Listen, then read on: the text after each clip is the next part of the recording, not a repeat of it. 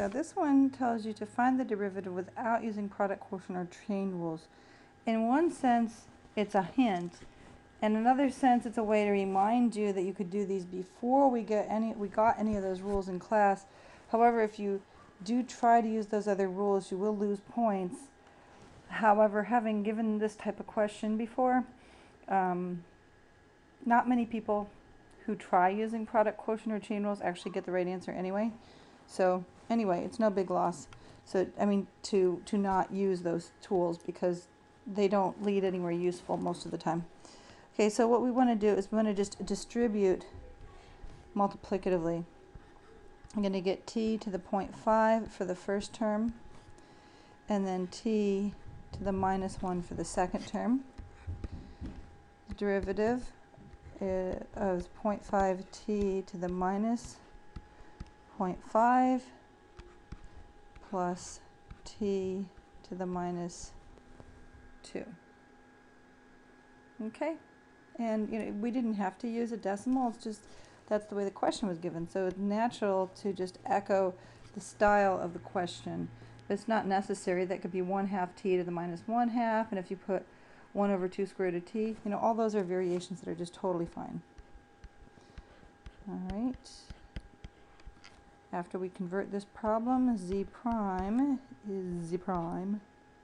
It's 4.3x to the, we have to subtract 1. And a lot of people have trouble with that because you're thinking at a different level, and you're just kind of forgetting what you're doing. Just be careful. Just always ask yourself, how do I subtract 1 from this number? Just ask it out loud in your own head. All right.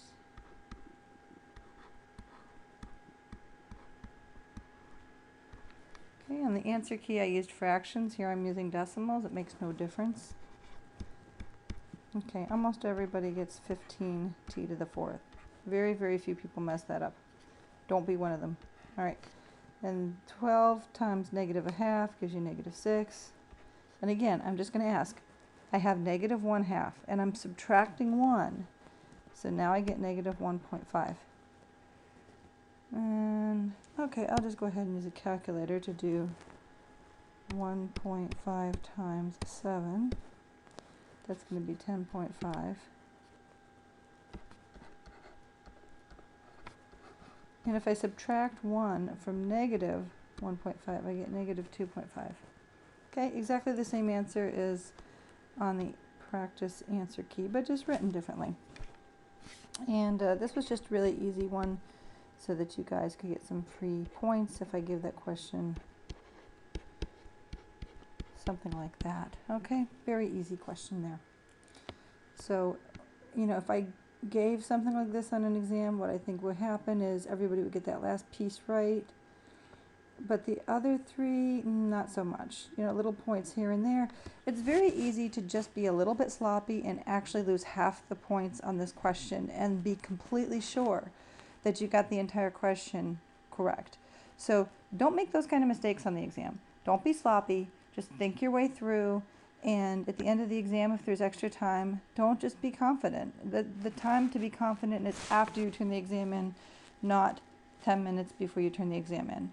So you just got to think about the psychology here.